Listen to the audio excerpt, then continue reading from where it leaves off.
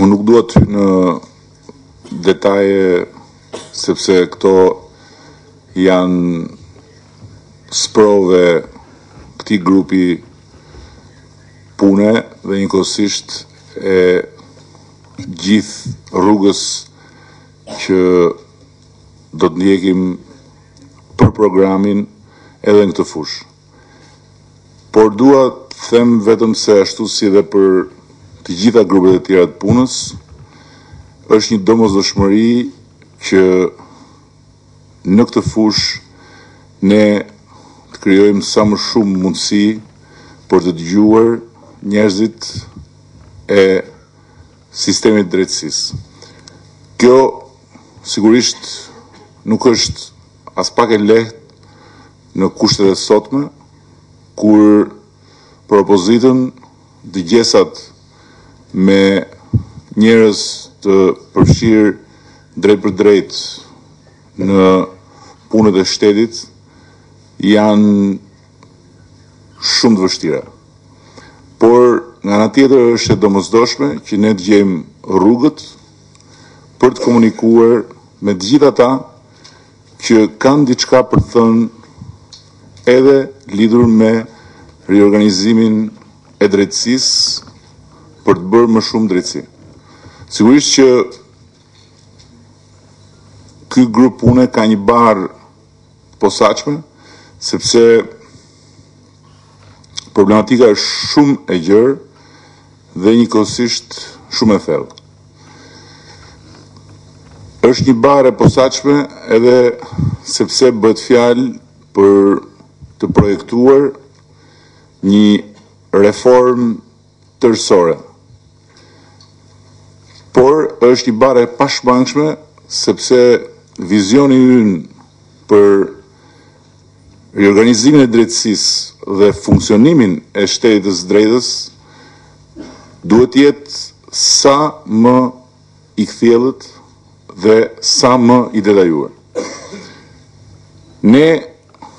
e kemi hedhur vetëm një hap parë në programin për njerinë shqiptare të miratuar në Kongresin e 5 nëntorit lidhur edhe me këtë drejtim. Por është vetëm një hap i parë. Ne duhet të hedhim shumë hapa të tjerë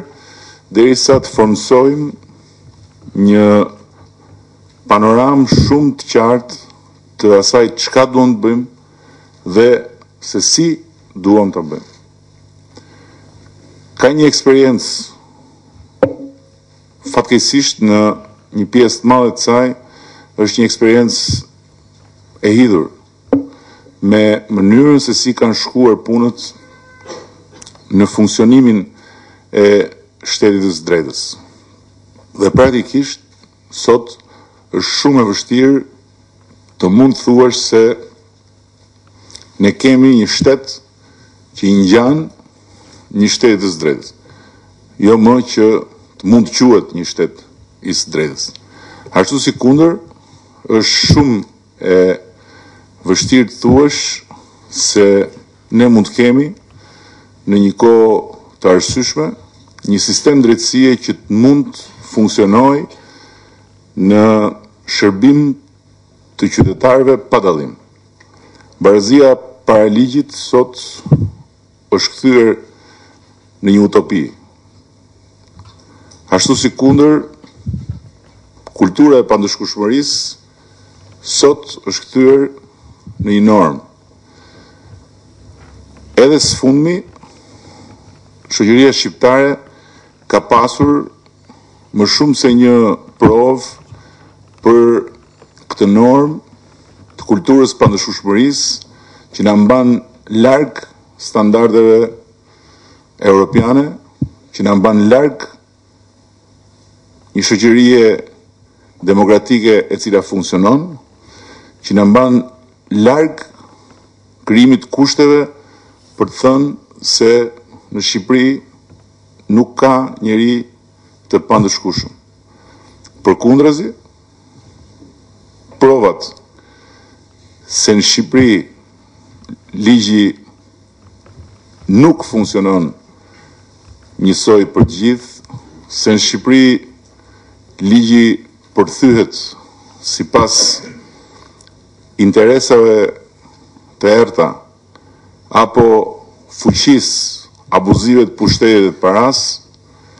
janë të panumërta. Jo më larg se sa pak minuta përpara se sa ne të fillonim edhe të takim, pushteti vazhdoi sulmin ndaj prokurores përgjithshme. Vazhdoi sulmin ndaj opozitës, vazhdoi sulmin ndaj së vërtetës lidhur me 21 janarin. Si është e mundur që Bashkimi Evropian të mund të pranojë në gjirin e vet një vend ku pushteti ekzekutiv sulmon në mënyrë tillë barbare prokurorin dhe ku prokuroria e përgjithshme kthehet në shënjestër për të penguar me do e mos daljen e së vërtetës lidhur me një ngjarje tragjike. Si mundet që Bashkimi Evropian mund të pranojë në gjirin e vet një vend ku për të penguar të vërtetën lidhur me një ngjarje që implikon drejt për drejt atë, qeveria e vendit fshin provat, pengon hetimin, bën çmos për të devijuar rrugën drejt së vërtetës. Nuk mundet. Është e pamundur që ne të pretendojmë se Bashkimi Evropian mund ta pranojë Shqipërinë në gjirin e vet, teksa barazia paralelisht dhe vetë funksionimi i sistemit të drejtësisë në tërësi përbëjnë një nga problemet më të rënda për jetën e përditshme të shoqërisë. Nga ana tjetër, jo vetëm Bashkimi Evropian nuk mund pranojë në gjirin e vet një vend i cili nuk e zgjidh dot problemin me të vërtetën në dyert e sistemit drejtësisë, por edhe qytetarët shqiptar nuk mund ndërtojnë mbi shpresat dhe mbi ëndrat e tyre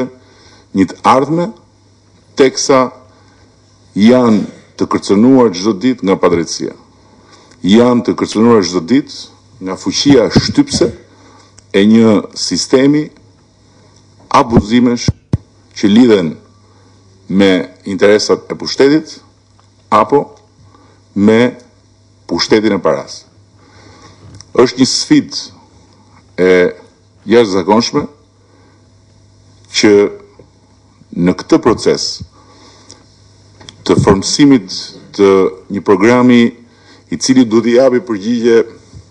shqiptarëve për gjitha pyetjet që kanë lidhur me si ne do ta qeverisim më mirë Shqipërinë, të mund të japim përgjigje edhe të gjithë atij rreshtit gjatë pyetjesh që lidhen me si mund të funksionojë drejtësia dhe shteti i drejtës në Shqipëri bazuar mbi parimin themelor se përpara ligjit jemi të gjithë barabartë. Por kjo është sfida dhe këtë sfidë ne duhet ta përballojmë me të gjitha kapacitetet profesionale që duhet i vëmë në dispozicion rrugës së programit në këtë aspekt. Unë kam shumë besim që ky grup pune do të shërbej si një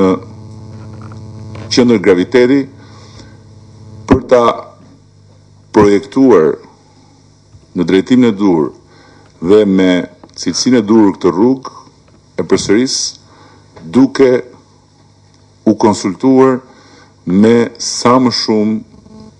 njerëz, me sa më shumë shqiptar profesionistë, të cilët kanë sadopak për të thënë lidhur me si duhet operuar për të transformuar një situatë kaq të molepsur sa kjo që ne kemi sot. Kaq të molepsur sa që po të dëgjosh qytetarët e këtij vendi është një përqindje maramëndse e atyre që thonë se jo vetëm nuk ka drejtësi, por është e kotë sepse nuk mund të ketë drejtësi. Është një dëshpërim dhe një humbje e shpresës që ka zënë rënjë në zemrën dhe në mendjen e shqiptarëve, sepse ka kaq shumë prova që tregojnë se kjo nuk është e mundur. Por ndërkohë, ne kemi detyrimin që të provojmë fillimisht me programin ton se në radhë parë është e mundur të shihet rruga që çon drejt zgjidhjes së gjithë këtyre problemeve që tek funksionimi i shtetit drejtës janë kaq shumë të ndërthurura dhe kaq shumë të ngarkuara. Sfundi do doja të rinëvizoja faktin se teksa ne flasim, shoqëria jon përballet me një sfidë që është sfida e zvërtetës së 21 janarit dhe e ndëshkimit të atyre që vranë dhe atyre që urdhëruan vrasjet. Është një përballje që në këndvështrimin tim nuk lidhet thjesht me fatin e një procesi hetimor e më pastaj gjyqësor, por lidhet me fatin e shtetit të drejtës në Shqipëri për vite të tëra, ndoshta edhe për një dekadë të tërë. Është një sfidë që në mënyrë përcaktuese do të tregoj nëse gjithë ati zinxhiri padrejtësish dhe gjithë ati zinxhiri provash mbi të cilat shoqëria ka krijuar bindjen se kultura e pandëshueshmërisë është e pathyeshme, cila do të jetë e nesërmja. Në rast se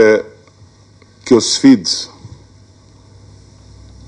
nuk do të fitohet nga drejtësia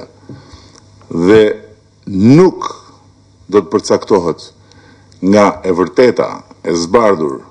mbi fakte e prova, atëherë padyshim 21 janari do të shërbej si një kapak i rëndë për të lëvizur nga vendi mbi të gjithë sistemin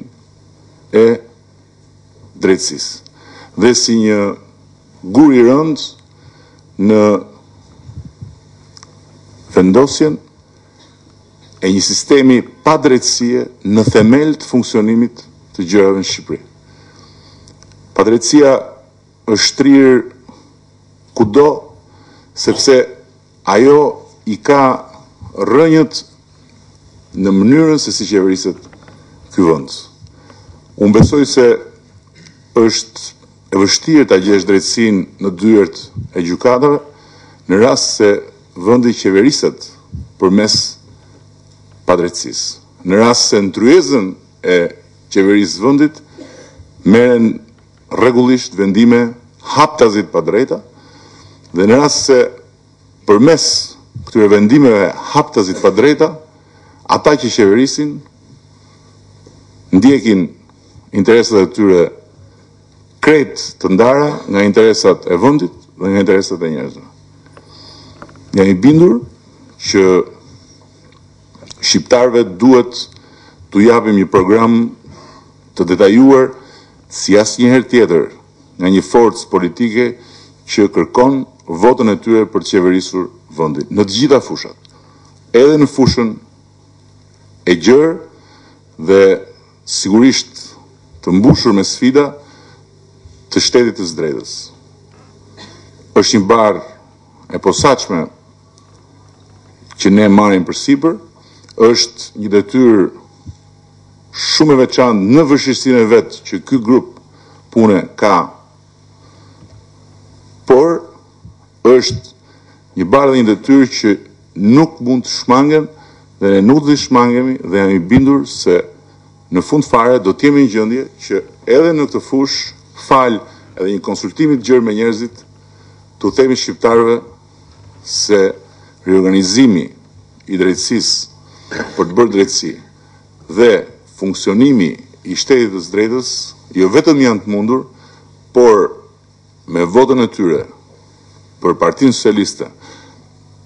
dhe për koalicionin e sotëm opozitar, këto sfida janë të fitueshme dhe do t'i fitojmë gjithë bashku.